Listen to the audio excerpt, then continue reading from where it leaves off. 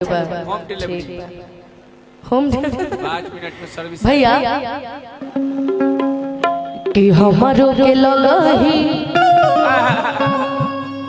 आज इस गीत पे खूब बढ़िया डांस करिएगा।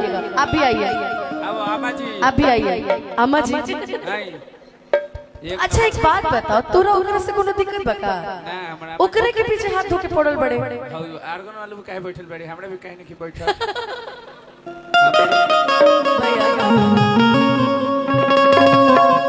क्या करिएगा, उसका हालात जानते कैसा हो गया है। बहुत राण मुस्मात लगा। मेरे हालात ऐसे हैं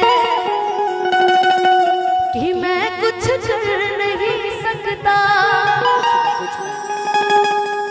तड़पता है ये दिल लेकिन मैं आहें भर नहीं सकता कि जख्म है हरा हरा और तुम। ये क्या था? चोट खाने की बात करते हो कि जिंदगी खफा खफा और तुम। भोया धाला भोया आउ लोटा दिल लगाने की बात करते हो इस जमाने में भला कैसे मोहब्बत लोग करते हैं धाना धाना कि वफा के नाम की अब तो घूम जा शिकायत रोज करते हैं कि आग है बुझी बुझी और तुम लो जलाने की बात कहते हो। यही समर बिया नहीं की हो कि जिंदगी खफा खफा और तुम दिल लगाने की बात कहते हो। कौन गोजर जैसे क्या है ना कि मुझे क्या नाम था ए पिक्कू जी, इनका क्या नाम था? नहीं उनका आपके बगल में अमरदीप जी का आदेश है कि सब गाना 2-2 मिनट गाना है, ठीक है? तो इसलिए मैं 2-2 मिनट का समय देख के गा रही हूँ कि उनको भी बुरा ना लगे। और खैर पिक्कू जी आप पे एकदम फिदा है। अरे ठीक बा, बाबूजी बड़े लड़का जवान ना होला, वो है नो चप्पल लेके होता है लड़का हमेशा लड़के रही। सब जना ठीक है, आज की रात मजा हुस्न का आंखों से लीजिए। हां वो है नो हमरा के पहले कह दिले बाकी देखिए हम इसको बहुत पसंद करते हैं। तो हम कहे ठीक है बबुआ तू तोरे हाथ ले जो ले जा सब फ्री बा। एक और डीजे घी नजर रात भर मिला हो वही रान से कि भोरे नमरी ले जाई है ते हटा पिया 50 पाछुमाई हमर बोला पका कि झूठे अखिया मिला बता के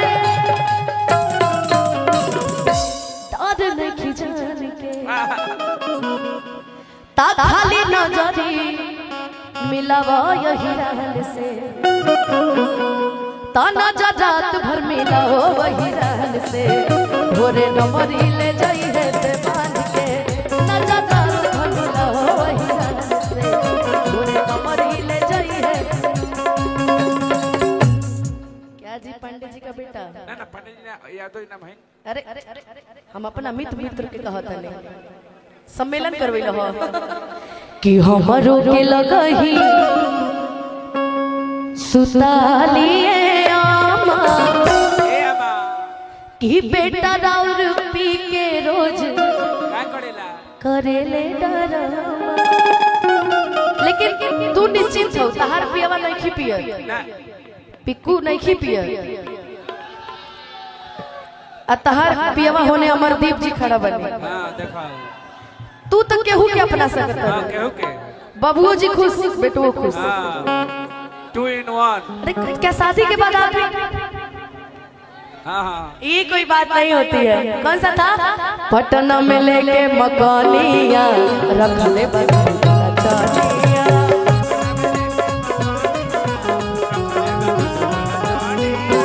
पटना में लेके मकानिया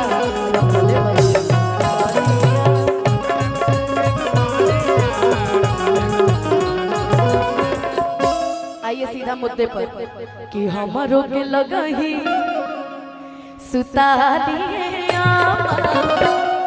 आ बेटा राउर पी के रोज करे ले डरामा बेटा राउर पी के रोज करे ले डरामा हमारो के लगही सुता लिए हमारो के लगही सुता लिए बेटा राउर पी के रोज करे ले डरामा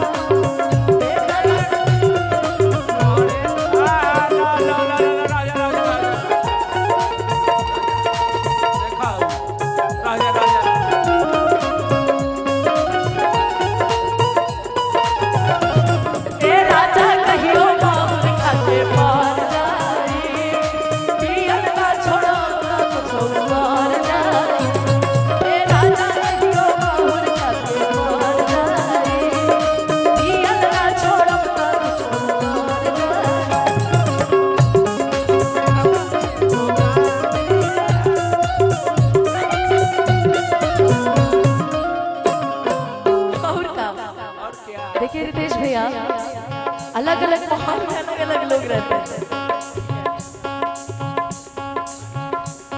अरे आधी आधी रतिया के अरे भट्टी पोसे आवेले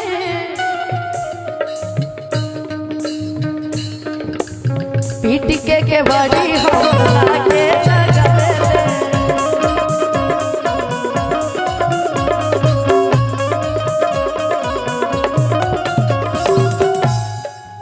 आधी आधी रतिया के एक काम कर तहार सखी बबुआ मफिदा बड़ी तू बबुए जी के मन रख दा सुभाष भैया इनकर ध्यान तहरा पबा भौजी चल गई अब दिक्कत नहीं की अरे भट्टी पोसे आवेले पीट के बड़ी हमरा